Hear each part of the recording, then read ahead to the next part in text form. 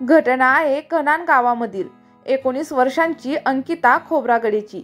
एक शांत, सुसंस्कृत आणि भावनिक स्वभावाची मुलगी. शिक्षणामध्ये हुशार असूनही घरच्या हालाकीच्या परिस्थितीमुळे तिला पुढे शिकता आलं नाही. ती आई वडिलांसोबत राहत होती.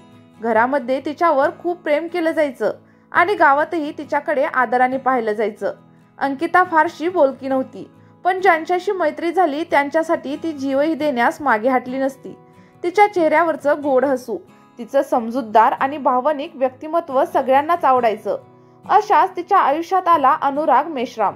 तोही कनान गावात राहणारा 20 वर्षांचा एक अबोल पण मनाने खूप भावुक तरुण. त्याचं आणि अंकिताचं नातं शालेय जीवनापासूनचं होतं. सुरुवातीला मैत्री होती, पण जसा वेळ गेला अनुरागचं प्रेम वाढत गेलं. तो अंकितावर मनापासून प्रेम करायचा, पण अंकिता मात्र गोंधळलेली होती. तिच्या वागण्यात केवळ मैत्री होती की प्रेम हे ती स्वतःही ठरवू शकली नव्हती. अनुराग तिच्यासाठी वेळोवेळी अनेक गोष्टी करत असे. गावात त्यांच्या नावाची कुजबुज होती, पण कधीही त्यांनी उघडपणे एकमेकांचं प्रेम कबूल केलं नव्हतं. त्यांचं नातं धुसर होतं, स्पष्ट न ठरलेलं पण खोलवर रुजत होतं. अंकिताचं कुटुंब मध्यमवर्गीय पारंपरिक विचारांचं होतं. मुलीनं प्रेम करणं, मित्रांसोबत मोकळं वागणं या गोष्टी अजूनही काही कुटुंबांना खटकतात. त्या मानसिक दडपणाखाली अंकिता सतत असायची. अनुरागचं कुटुंब सामान्य होतं, ना श्रीमंत ना गरीब, पण कष्टाळू. दोघांनाही माहिती होतं की त्यांच्या प्रेमाला समाज आणि घरच्यांकडून मान्यता मिळणं कठीण आहे. मोबाईलवरून त्यांचा संवाद सुरू असायचा. भेटी क्वचित होत, पण मनातली भावना खोलवर पोहोचली होती.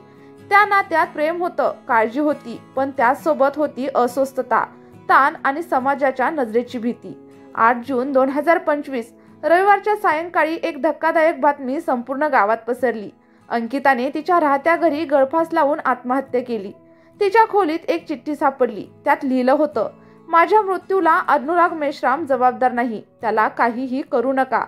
ही चिठ्ठी वाचून पोलिसांसह संपूर्ण गाव हादरून गेला. अंकिताने आत्महत्या का केली हे स्पष्ट नव्हतं, पण तिच्या मनातील मानसिक अशांतता, सामाजिक दडपण आणि कुटुंबातील तणाव या साऱ्यांचा मेळ तिला टोकाच्या निर्णयाकडे घेऊन गेला असावा. 9 जून 2025 सोमवारी दुपारी 4च्या सुमारास तिच्या अंत्यसंस्काराची तयारी सुरू झाली.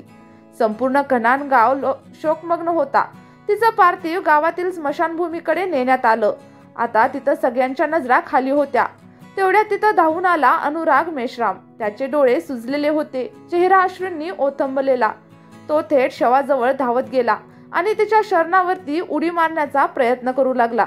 मी तुझ्याशिवाय जगू शकत नाही असं तो ओरडत होता.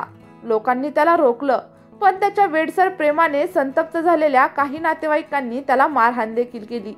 गोंधळात पोलिसांना संशय आला की अनुरागने काही विषारी द्रव्य प्राशन केलं असावं. त्याला तत्काळ नागपूरच्या कामठी परिसरातील एका खासगी रुग्णालयात दाखल करण्यात आलं. सध्या तो तिथे मृत्यूशी झुंज देतो आहे. डॉक्टर आणि पोलीस दोघंही त्याच्या वैद्यकीय अहवालाची वाट पाहत आहेत.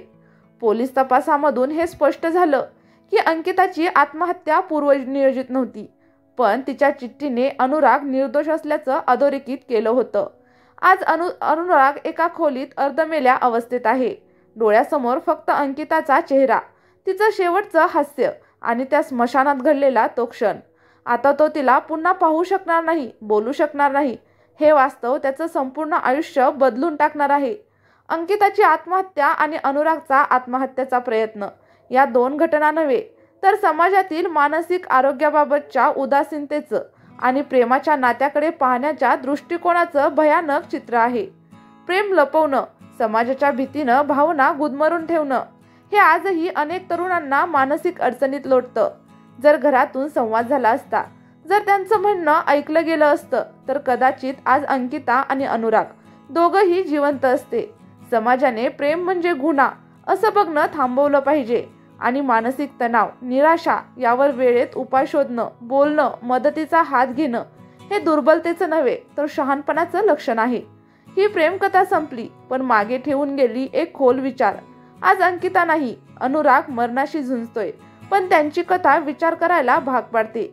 आपण आपल्या मुलांना, त्यांच्या भावना, त्यांचा गोंधळ समजून घेतो का?